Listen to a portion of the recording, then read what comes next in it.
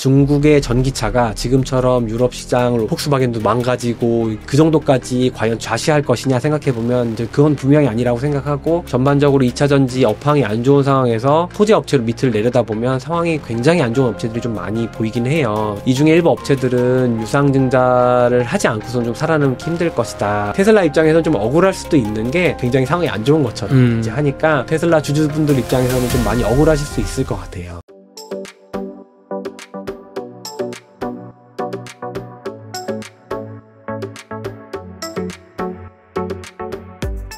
상무님, 2차전지 투자자분들께서 근심이 깊은 한 해가 됐었어요. 작년 같은 경우는. 올해도 아직까지는 흐름이 아주 좋진 않은데, 일각에서는 중국의 2차전지 업체들에 이제 밀려서 국내 2차전지 업체들이 희망이 없는 거 아니냐, 경쟁에서 이제 밀린 거 아니냐, 글로벌에서, 이런 의견이 있는데, 좀 어떻게 보시는지요?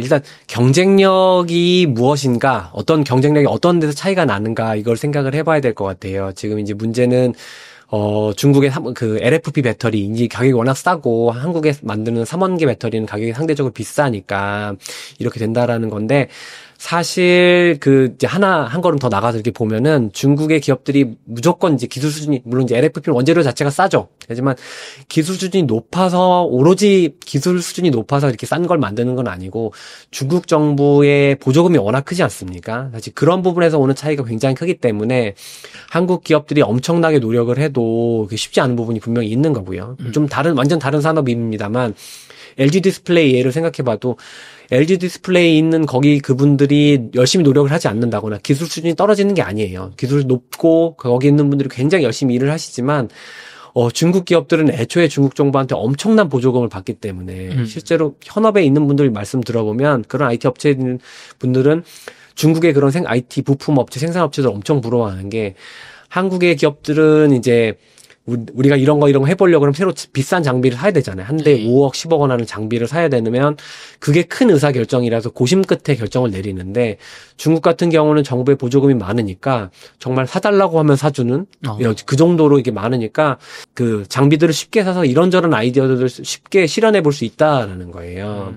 그래서 한국의 배터리 업체, 셀 업체든 소재 업체든 그거를 중국의 셀 업체, 그 소재 업체랑 생각해 봤을 때 정말 기술 수준이 낮고 그래서 그런 건가 생각해 보면 그건 아니고, 중국 정부의 엄청난 보조금이 이 차이를 만들 수 있다고 일단은 그 생각을 하시면 될 것 같습니다. 그리고 이제 여기서 하나 더 나가서, 그러면 과연 중국의 배터리 업체들이 앞으로도 계속 생산을 해내고 그게 이제 한국 시장도 잠식하고 다른 세계 시장도 잠식해서 한국의 배터리 업체들이 망할 것이냐, 또 이렇게 생각을 해보면, 일부 업체는 물론 이제 그럴 가능성이 있죠. 자본 상태가 안 좋으니까. 그리고, 한참 좋을 때, 3년 전에 한참 이제 2차 전지 시장으로 물이 들어올 때, 돈이 들어올 때, 좀 무리해서 이쪽 업계에 진입하고 캐파를 늘리는 업체들도 분명히 있습니다. 그래서 이제 그런 기업들은 재무적인 어려움을 겪을 수 있고, 그래서 일부는 정말 도산하는 업체도 생길 수 있어요. 하지만, 좋게 본다고 하면 중국 정부도 지금 경제가 안 좋은 상황이고, 이미 전기차 시장에서 상당 부분 이제 좋은 지위를 점한 상황에서 이미 소비도 안 좋은데 계속 기업한테 그렇게 상당히 높은 액수의 보조금을 계속 쏟아붓겠느냐 생각해 보면은 저는 이게 계속 가지는 않을 걸로 생각을 하고 있거든요. 그래서 만약 그런 게 좀 잦아들고 하면 한국 배터리 업체들도 좀 숨통을 트이고 다시 좀 약진할 수 있는 그런 기회가 될 수는 있다고 생각을 합니다. 예. 그러면은 반대로 중국 정부가 계속 보조금을 퍼부을 수도 있지 않습니까? 한국 2차전지 죽일 때까지. 그럼 그것까지 감안한다면은 참 쉽지는 않다고 봐야 될까요? 물론 이제 그럴 가능성도 있어요. 중국 정부가 정말 또 아니야, 우린 더 해볼래라고 생각해서 더 보조금을 지급하고 이제 그럴 가능성도 있지만, 사실 지금 이제 예를 들면 미국의 트럼프 정부가 중국과 관세 전쟁도 하고 이러는 건 결국 어떤 국가 안보 측면에서 하는 거지 않습니까? 근데 향후 배터리의 중요성, 전기차도 그렇고 배터리의 중요성이 갈수록 높아지는 그런 상황에서 중국 정부가 그렇게 맘먹고 계속 한다고 그래서 그게 전부 다 시장에서 미국이나 유럽의 그 소비자들이 계속 사줄 것이냐 생각을 해보면 그 부분도 어느 정도 한계는 존재한다고 생각을 해요. 그래서 중국 정부도 자기네 제조업을 그 일정 수준으로 자기네가 목표하는 레벨로 끌어올리는 게 목표지, 정말로 문자 그대로 세계 시장을 100% 장악하는 이제 그런 거는 결국 염두에 두고 있지 않기 때문에 저는 이제 이게 계속될 수는 없다라고 생각을 합니다.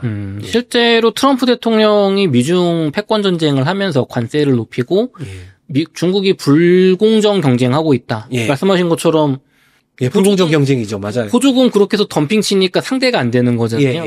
요거를 그럼 미국과 유럽 그리고 우리나라를 포함한 서방 동맹국들이 거부를 해서 반대로 우리만의 블록을 가져갈 가능성도 있을까요? 어느 정도 있을 거라고 봅니다. 왜냐면, 그러니까 지금 사실 유럽은 중국 전기차가 굉장히 잘하고 시장 점유율을 많이 가져가고 있는 그런 상황인데, 유럽도 생각해보면 이거를 이제 마냥 좌시할 수만은 없는 게 이제 폭스바겐 같은 경우에 있잖아요. 그래서 폭스바겐 독일에 있는 정말 큰 자동차 업체인데 전기차 시장에서 대응이 잘 안 돼서 중국 자동차 업체한테 뺏기고 상황도 안 좋아서 얼마 전에 이제 공장 폐쇄하고 뭐 해고하고 뭐 이런 것까지 나왔었는데, 정말 그 폭스바겐 같이 큰 자동차 기업은 함부로 이제 그 시장 원리에 따라서 결정을 이렇게 내릴 수가 없는 게 엄청나게 많은 고용이 있고 연관 산업이 있기 때문에 단순히 현재 시장에서 밀린다고 해서 그거를 그래 오케이 그럼 문 닫어 이거 결정은 정치인으로서 쉽게 내릴 수가 없는 결정. 정말 죽기 직전까지 망하기 직전까지 가면 모를까. 그래서 중국의 전기차가 지금처럼 유럽 시장을 물론 이제 지금 중국 전기차 잘하고 있지만 이게 뭐 굉장히 해서 뭐 그 폭스바겐도 망가지고 그 정도까지 과연 좌시할 것이냐 생각해 보면 이제 그건 분명히 아니라고 생각하고, 그래서 이 상황이 좀 심해지면은 그에 대한 카운터 메저인 거죠. 카운터 메저로 그 유럽이나 미국 이런 데서 중국 전기차 비관세 장벽을 뭐 세우든 중국 전기차의 시장 점유율을 제한하는 그런 정책들도 충분히 나올 수 있다고 봅니다. 그러면 이제 우리나라 전기차 업체 중에 조금 요즘 도는 소문이 자금난이 좀 있다. 유상증자가 예상자, 이게 좀 주가 내려간다는 얘기잖아요. 좀 유상증자가 좀 발생할 수 있는지, 좀 어떤 기업들, 어떤 특성을 가진 기업들이 좀 위험한지 좀 궁금합니다. 이게 이제 그 기업의 오너 입장과 그 주주 입장이 좀 다를 수 있는 부분인 건데, 사실 이제 얼마 전에 삼성 SDI도 유상증자 뭐 2조 원 정도 하겠다고 공시를 했던 것처럼 전반적으로 2차 전지 업황이 안 좋은 상황에서 좀 더 이제 그 셀업체 아닌 이제 소재 업체로 밑을 내려다보면 상황이 굉장히 안 좋은 업체들이 좀 많이 보이긴 해요. 그래서 뭐 저뿐만 아니라 이제 많은 분들은 이 중에 일부 업체들은 유상증자를 하지 않고선 좀 살아남기 힘들 것이다라고 이제 생각을 하고 있고, 그래서 이제 그렇게 돼서 그 회사는 망하지 않고 살아나고 또 이제 상황이 좋아질 때까지 버틸 수도 있는 힘을 가질 수 있으니까 좀 좋긴 하겠지만, 그 해당 업체의 주식을 갖고 있는 주주의 입장에서는 이걸 참고 기다렸는데 여기서 주식수가 늘어나고 그렇게 해서 더 안 좋아지네, 그러니까 주가가 더 빠지네라는 생각이 좀 그런 상황이 좀 생길 수 있을 것 같습니다. 그래서 그 부분은 충분히 그 염두에 두고 투자를 고려해야 한다고 생각을 합니다. 그러면 지금 상무님 주식 운용하시는 업계에서는 2차 전지 쪽에 올해 내년에 유상증자가 꽤 발생할 거라고 보시는 거예요? 저는 그렇게 보고 있습니다. 그러니까 그렇게 안 하고는 소재를 사서 가공하고 뭐 이런 원재료를 사서 가공하고 이런 게 이제 쉽지 않은 상황으로 점점점 가고 있다 보니까 일부 업체는 좀 유상증자를 해서라도 숨통을 틔워야 되는 상황이 발생할 수밖에 없고, 그 과정이 이제 일반 주주들에게 좋겠냐 하면 꼭 좋은 건 아닐 수도 있다. 뭐 이렇게 생각을 하고 있습니다. 그럼 지금 이미 2차전지 투자하셨거나 하시려는 분들에게 좀 조언을 주신다면 어떻게 좀 대응을 해야 될까요? 이게 결국 뭐 직장인으로서도 마찬가지고 기업도 그렇고 이제 차별화를 해야 되는데 그 차별화 정도가 중요한 것 같습니다. 그래서 다른 기업, 어떻게, 특정 업체를 말씀드릴 수는 없지만, 이제 2차 전지 업체도 보면 수직 계열화를 잘해서 원가를 절감하고 원재료부터 소싱을 잘 해내고 있는 그런 업체가 있고, 그게 아니고 이제 딱 그 한 품목만 올인해서 그렇게 그 사업을 하고 있는 업체들이 있잖아요. 그래서, 근데 아무래도 한 단일 품목만 한다든지 수직 계열화를 이루지 않은 그런 업체들은 아무래도 그 업황 불황인지 현재의 업황 부진이 장기화될 때 위험할 수 있기 때문에 투자를 한다고 하면 수직 계열화를 어느 정도 잘 이뤘다든지 원재료를 소싱해서 그거 가공하고 다른 그 고객한테 넘기는 그런 수직 계열을 잘 이룬 업체로 한정을 해서 투자를 하시는 게 좋을 것 같습니다. 예.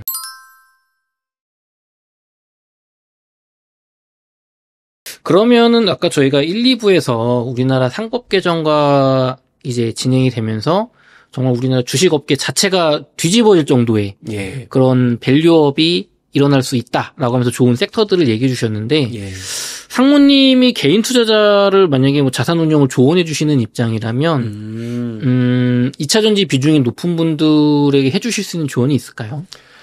이게 사실 좀 굉장히 조심스러운데요. 왜냐면 이제 갖고 있는 분들에게는 이제 이런 리스크가 있다라는 걸 알려드리는 것도 사실 이미 잘 알고 계신데 아픈 데를 또 이제 핥히고 뭐 그런 부분이 될 수 있으니까. 근데 이제 거듭 말씀드린 것처럼 사업의 안정성이 제일 중요합니다. 외풍에도 흔들리지 않는 이제 이런 게 필요한 건데 그렇게 본다 그러면 아까 말씀드린 것처럼 차별화, 다른 업체 대비 수직 계열화를 잘 해서 외풍에 흔들리지 않고 꾸준히 이 사업을 계속 지속해 나갈 수 있는 그런 능력을 갖춘 업체로 투자를 한정하시는 게 필요할 것 같습니다. 그러면은 제가 막상 지금 떠오르는 생각은 포스코홀딩스는 그래도 저 철강 쪽이 있으니까 예. 말씀하신 대로 2차전지 외에 뭐랄까 이 캐즘 구간 혹은 이 중국과의 대결을 이겨낼 동안 손해를 보는 구간을 버틸 힘이 조금 있다고 생각이 드는데 이런 게 맞는 예실까요? 맞습니다. 음극재도 하고 있고 양극재도 하고 있고 수직 계열화도 어느 정도 이뤘기 때문에 뭐 기업 자체로 생존하는데 문제는 전혀 없죠. 전혀 없는데 이제 이익이 부진한 구간이 얼마나 지속될 수 있을까 이런 부분은 좀 이제 그 업계 전문가들한테 좀 참고를 하시다든지 그런 부분이 좀 필요할 것 같습니다. 뭐 어쨌든 이렇게 생존이 담보될 수 있는 쪽으로 조금 뭐 리밸런싱 맞습니다. 뭐 분할 매도도 필요하다. 예. 좋습니다. 상무님 저희 미국 주식 하나 얘기만 해볼게요. 많은 분들이 또 테슬라 투자 좋아하시거든요. 2차전지 또 얘기하니까 전기차 관심들 많으시잖아요. 테슬라 주가 지금 일단 테슬라 기업 자체는 좀 어떻게 보입니까? 업계에서는? 저는 이제 직업인 한국 주식을 하는 거니까 업계 의견을 말씀드리긴 좀 그렇고 저는 이제 그 회사 내에서 포트폴리오도 운용하지만 자동차 섹터도 오랫동안 봐오고 있거든요. 근데 자동차 섹터를 잘 보려고 하면 이 해외의 경쟁자인 테슬라를 잘 보는 게 굉장히 중요합니다. 그래서 저는 꽤 오래전부터 테슬라가 매번 분기 실적 내고 그러면 꼼꼼히 다 들여다보고 컨퍼런스 콜 하면 그 트랜스크립트 다 형광펜으로 줄쳐가면서 읽어보고 이렇게 했었거든요. 그래서 그동안 꾸준히 트래킹을 해왔기 때문에, 어느 정도 이제 드릴 수 있는 말씀이 있을 것 같은데, 지금 같은 경우 보면 이제 작년 트럼프 대통령 당선 이후 그 테슬라 주가가 많이 올랐는데, 이제 그 부분을 거의 다 이제 반납을 한 것 같아요. 이제 반납을 한 상황인데, 그리고 안 좋은 뉴스들도 굉장히 많죠. 최근에 이제 뉴스를 보면은 이제 창업자이자 CEO인 일론 머스크가 어떤 본업이 아닌 회사의 경영이 아닌 정치에 참여를 많이 하면서 심지어는 뭐 어떤 독일의 극우 정당이 이제 뭐 이런 행사를 하는데 거기에다 이렇게 메시지를 보내기도 하고 이제 그런 것 때문에 반감이 굉장히 많아서 그런 것도 판매 부정적인 영향을 받고 있는 걸로 알고 있습니다. 예. 그렇게 하고 있는데, 지금 이제 언론 보도를 보면 대부분 그걸로 설명을 해요. 테슬라 판매량 저조하고 이제 그걸로 설명을 하는데, 그냥 당연하게 알고 있어야 됨에도 좀 놓치고 있는 거는 테슬라 전체 모델 자동차 판매량에 정확히 판매량 비중을 공개하지 않습니다만 최소 50% 70% 정도는 모델 Y가 차지를 합니다.